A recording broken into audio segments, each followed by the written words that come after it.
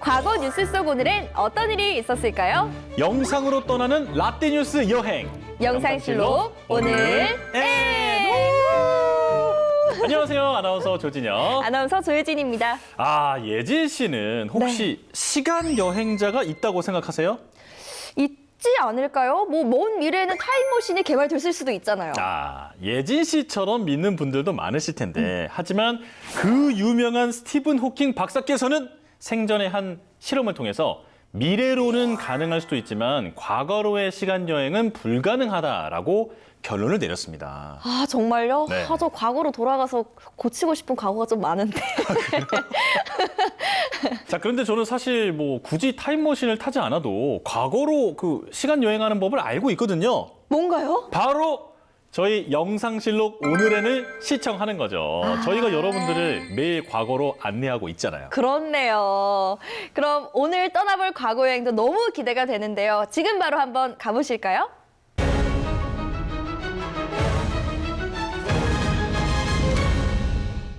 예진 씨 혹시 청와대가 어디 있는지 아세요?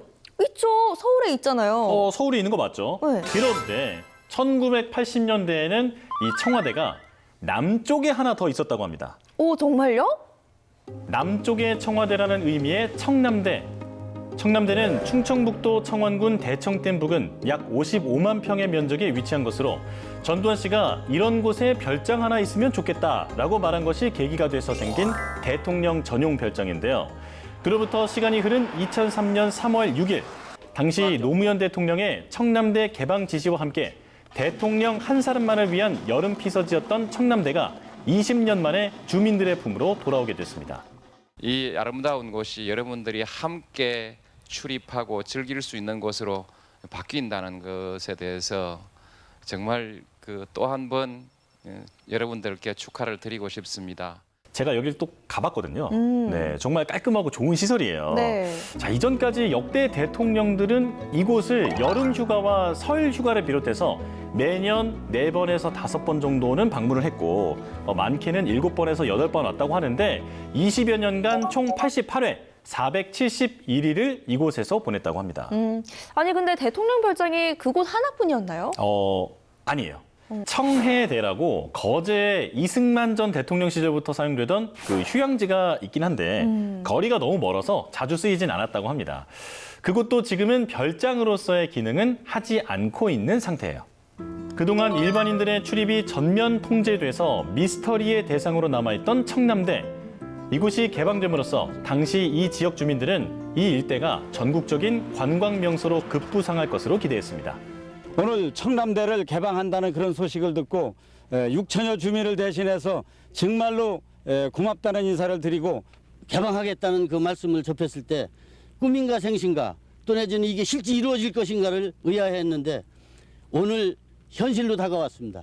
그동안 베일에 쌓여있던 곳이라 기대감이 더 컸을 것 같아요. 그렇죠. 그리고 청남대 본관은 이관하던 그 순간에 비치되어 있던 비품들을 그대로 전시물화를 했거든요. 시계나 달력도 그 날짜에 그대로 고정을 시켜둬서 시민들이 그때 기억을 할 수 있게끔 만든 거죠. 당시 정부에서 소유권을 충청북도에 이전하게 되면서 대통령 별장으로서의 기능은 사라지게 됐는데요. 현재는 민간하게 공개되어 수백만 명이 찾아온 대통령 테마 관광 명소로 자리매김하고 있습니다. 자, 그럼 이번에 1985년으로 한번 가볼까요? 1985년 3월 6일 당시 정부는 김대중, 김영삼, 김종필, 이른바 삼김으로 불리는 야당 정치 지도자들에 대한 정치활동 규제를 해제했습니다. 이후락 전 중앙정보부장, 김상현 전 의원, 김덕용 씨 등 모두 14명이 함께 해금되면서 1980년 신군부가 집권을 위해 정치인의 발을 묶었던 이른바 정치풍토쇄신 조치가 사실상 막을 내리는데요. 그런데 갑자기 왜 규제가 해제된 건가요? 해제 조치가 있기 한 달 전에 치러진 총선에서 김대중, 김영삼계가 주도한 신민당이 돌풍을 일으키면서 이 민심이 정권을 압박하게 된 거죠. 김영삼 전 대통령은 해금 직후 서울 동교동 자택으로 김대중 전 대통령을 찾았고 두 사람은 민주화를 위해 공동투쟁하겠다고 선언했는데요. 미국에 체류하던 김종필 씨도 귀국해 정치 활동에 나섰습니다. 1987년 6월 항쟁으로 대통령 직선제가 관철되고 3김은 모두 후보로 나섰지만 야당 분열 때문에 집권 세력의 노태우 후보가 당선되는 결과를 가져왔는데요. 이후 3김은 대립과 협력을 거듭하면서 이들의 정치적 영향력은 21세기 초까지 이어졌습니다. 어떻게 보면 이날이 대한민국 정치 역사의 중요한 변곡점이 됐겠네요. 그렇죠. 그럼 이번에 1887년으로 한번 가볼까요? 예지 씨, 그 경복궁 야간 개장하는 거 네. 한번 가보셨나요? 저는 너무 가고 싶어서 매번 티켓팅을 시도를 하는데 매번 실패했어요. 저도 바깥에서만 좀 네. 구경을 했는데 이게 그 사실 반짝반짝 불이 들어와서 더 아름답잖아요. 그런데 우리나라 최초로 전기가 들어온 곳이 바로 이 경복궁이었다고 합니다. 오, 고종과 명성황후의 거처였던 경복궁 건천궁. 1887년 3월 6일 이곳에서 우리나라 최초의 전기불을 밝혔는데요. 미국 신문물을 접하고 돌아온 사절단의 보고에 고종 황제는 경복궁 안에 우리나라 최초의 전기 발전소, 전기 등소를 세울 것을 지시했습니다. 놀랍게도 계약을 진행한 곳은 우리가 익히 아는 에디슨 전기회사였는데요. 아니 고종과 에디슨이 접점이 있었을 줄은 상상도 못했네요. 그러니까요.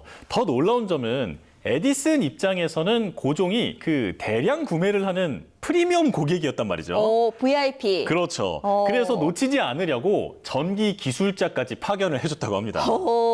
와, 들어도 믿기지가 않는 전기예요. 에디슨이 백열전구를 발명한 지 불과 8년 만에 조선에 도입된 전기. 경복궁 향원정 연못에 냉각수를 이용한 발전기로 우리나라 최초의 전등이 켜졌는데요. 이 전기불은 연못에서 켜졌다고 물불이라고 불렸고 기묘한 불이라며 묘화로도 회자됐습니다.